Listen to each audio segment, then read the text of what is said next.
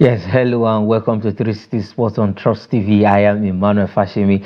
We will still get to that story where Edo Queens actually put up a beautiful fight against Inter Abidjan of Cote d'Ivoire at the ongoing WAFU Women's CAF Women's Champions League qualifiers right there in that country. And Edo Queens are the Nigerian Women's Football League champions, and they are doing us proud. The finals will be coming up today in Abidjan, and these guys are battle ready.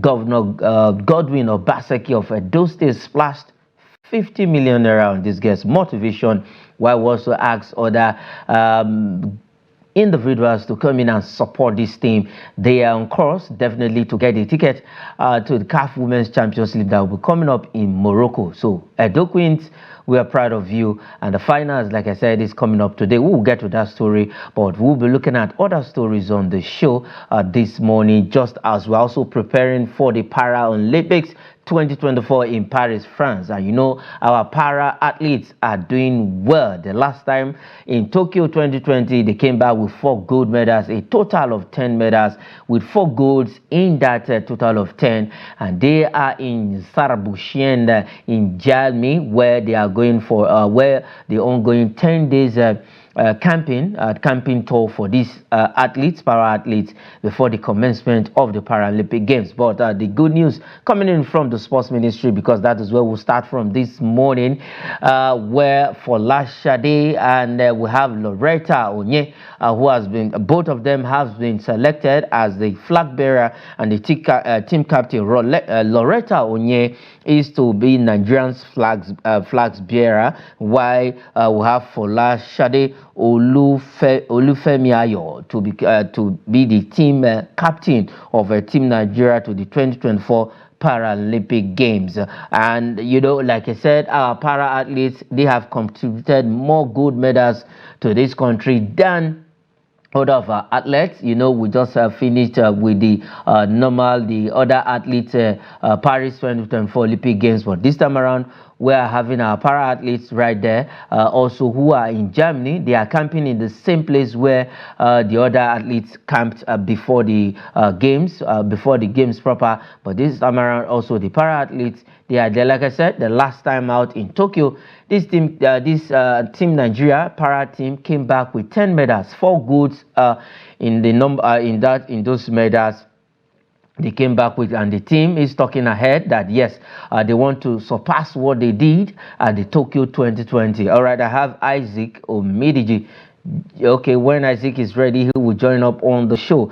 We have our para athletes, like I said. Loretta Onye is to be Team Nigerian flag bearer, while for Lashade Olufemi Ayo will be the team captain. You know, we have Okpeyori as the team captain, and our own World 100 meters holder, that is Toby Amunson, as a flag bearer for Team Nigeria when the able-bodied athletes. And these special athletes, they are also will be participating in the 2024 Paralympic Games in Paris, France. So I think it's something that we need to support our para-athletes. We need to give them that maximum support. 100% support. We just have to do all we can to see that this team do well in Paris, France. It's been quite an intense journey for the team, and it's hard time that the government pay attention to the para athletes. Let me say that, because they have not been given that attention that they deserve. What the able-bodied athletes cannot do, the special athletes did it. Like I said, they came back with 4 gold medals during the Tokyo 2020. A gold is gold, and that is what it is, and that is there's no discrepancy in it. You don't say because they are special athletes their own medals will be different. No, their medals is not different. It is the same medal the likes of Leslie Tebogo of Botswana, the likes of Noah Lyles and co. That medal they put around their neck during the medal ceremony is the same thing that these para athletes will come back with. So they came back, like I said, they came back with 4 gold medals in Tokyo 2020. So they need all the support that Nigerians can give to them so that they can do well right there in France. It's just days away before the commencement of the Paralympic Games in Paris, France. So they are in Germany preparing for these games. Loretta and Folashade, flag bearer and the team captain of the Paralympics team of Nigeria. All right, still talking about Paralympic Games. This time around, we'll move straight to Oluwafemi Ayo Folashade. Yes, he is eyeing to get another second gold medal from this game after she did that in Tokyo 2020. She's a Commonwealth champion. She wants to add to that in the para weight lifting. Fantastic athlete. She's doing so well for herself, and we just pray that all our para athletes going forward will do well at the Paralympic Games. Now, before we go straight to the Edo Queen story, let's go straight to the continent. Let's have that highlight again. Their semi-final game against Inter Abidjan of Cote d'Ivoire. That's the host team, where Edo Queens spanned a well with 2-1 victory against the host team. And you know, when you are playing the host team, it's always a very tough one. But Edo Queens were able to power their way through, and now they are in the finals, and we'll be looking at that. But before we talk about the Edo Queens playing the final today, let's have the highlights of that game between Inter Abidjan and Edo Queens of Benin City.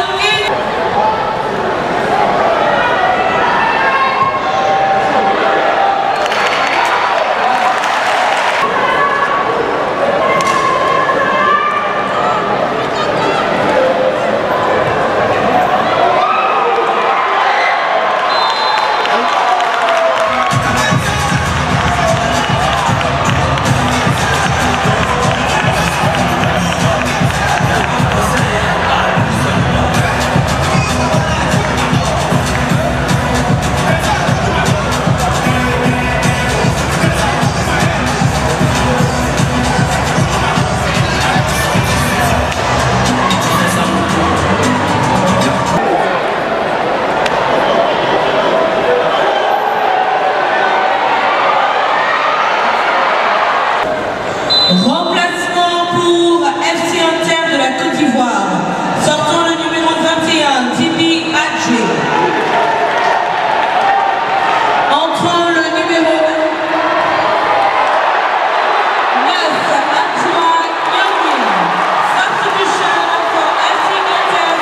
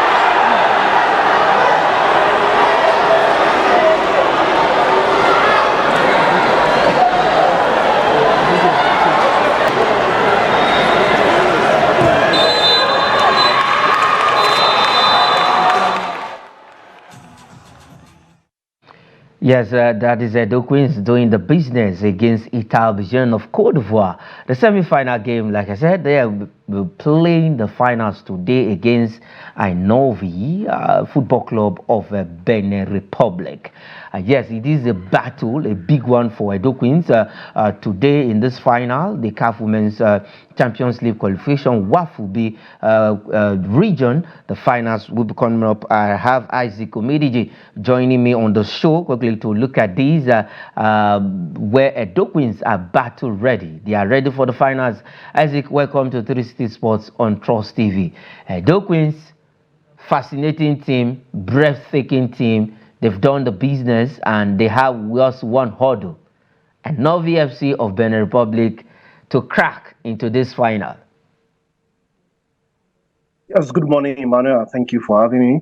Congratulations to Edo Queens, congratulations to Nigeria, congratulations to our Women League specifically, because not just that they've qualified for the final, you need to see the quality of play against the Ivorians. Even the Ivorians team is not a fluke. They didn't come there to lie down for the Nigerian girls, the Edo Queens. So it was a quality match in the semi-final, and I'm happy they've qualified to the finals.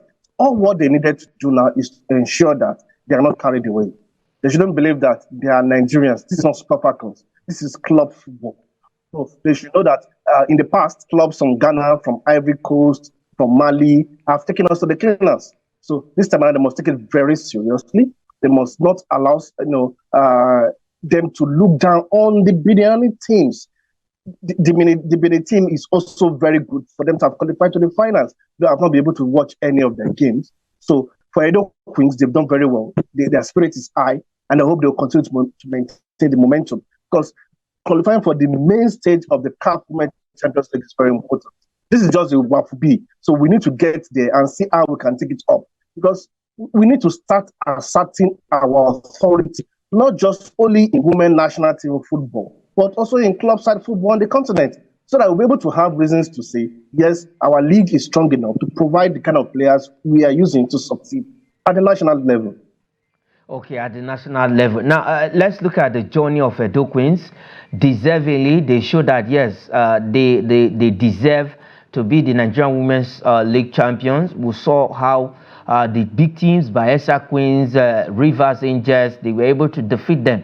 And now we've had the likes of Rivers Angels who qualified for the first maiden edition of this Women's Champions League and didn't give us a good representation. Delta Queens went, no. And then Bayelsa Queens, against all odds, went there and they finished on the third position, coming back with a bronze medal. Now, Edo Queens, how far do you think they can go into this final against Aïnonvi of Benin Republic? Well, as I said earlier, I've not watched any of Aïnonvi's game, so I don't know their strength. But however, to have qualified to the finals, we don't have to take them for granted. So for Edo Queens, they just have to avoid underrating this team because it's coming from Benin. No, you don't do that. Benin might have better league, might have better organization, might have better players playing their league. So this is league football. This is club football. It's not just football. So for Edo Queens, if they can keep their focus right and do the right thing, I see them winning the trophy. Bayelsa Queen won the bronze. At least they win a silver or gold. That is talking about Edo Queens. But I see them going for good. And that will be very good for our women game. It will motivate others to know that, yes, a certain level, a certain standard has been set. So any club that is going next to represent us the WAFU tournament or competition will know that it is nothing but either gold or silver. But for today, I see Edo Queens coming back with the gold.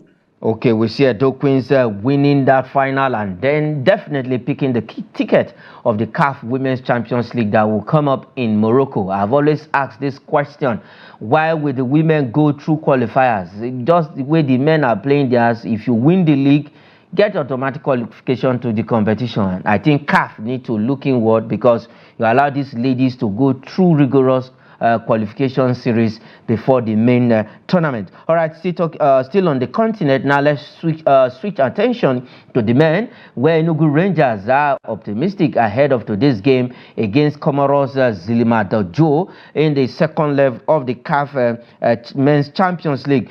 Quickly, Isaac, Rangers International, it was a slim victory in the first leg, 1-0 it ended against Comoros, but today at the Godswill Akpabio International Stadium in Uyo, this team will be taking on Comoros team.